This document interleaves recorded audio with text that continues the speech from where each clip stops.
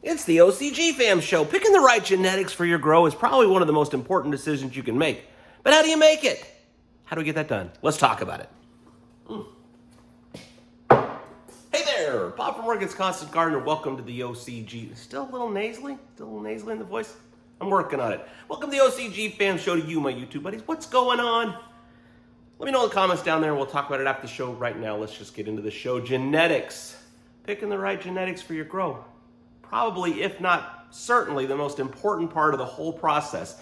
But how do you do it? It's a thorny subject, and Scott and I talked a little bit about it in a clip on the last viewer question show. I'm going to show you that clip, and I don't know that it kind of meanders, just us talking as we do.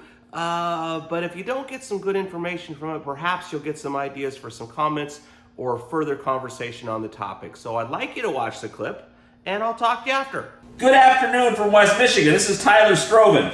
He says, episode 195. Jeez, it's getting serious. This is a serious episode. We need to dig in. Scott talks about a few different strains that will stay green longer and flower. I'm looking but can't find information regarding this. Keep on doing what you do. Y'all rock.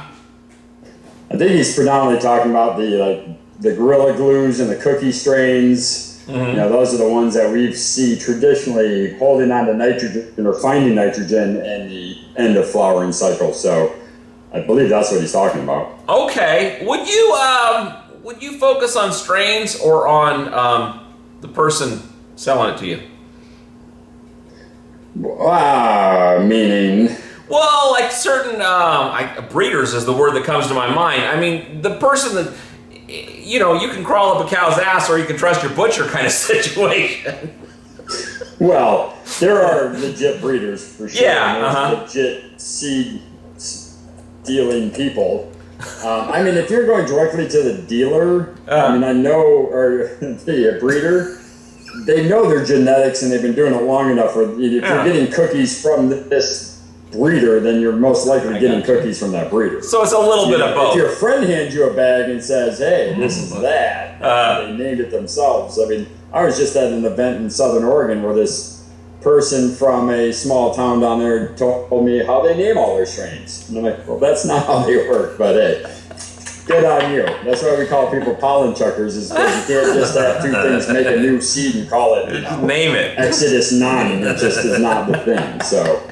But I think if you're going through there are reputable breeders. They're well-known. They're their whole livelihood is on the line, so they have to be as legitimate as possible. Yeah. So if you go to one of them and they're highly spoken of, then you're getting cookies. And you know you're getting cookies when you're growing them because cookies grow the way they grow. Yeah.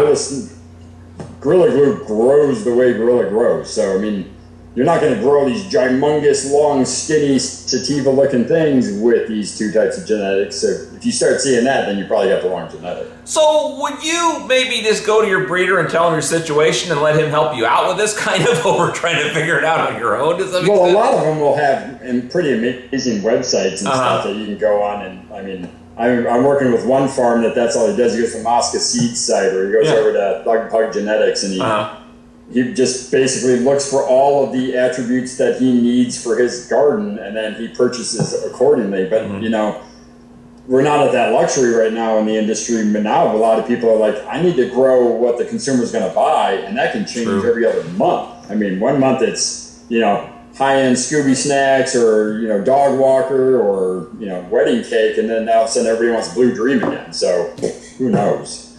Hope for the best. Well, grow what you like, in my opinion, because if no one's going to buy it, at least you can smoke the shit you like. Awesome.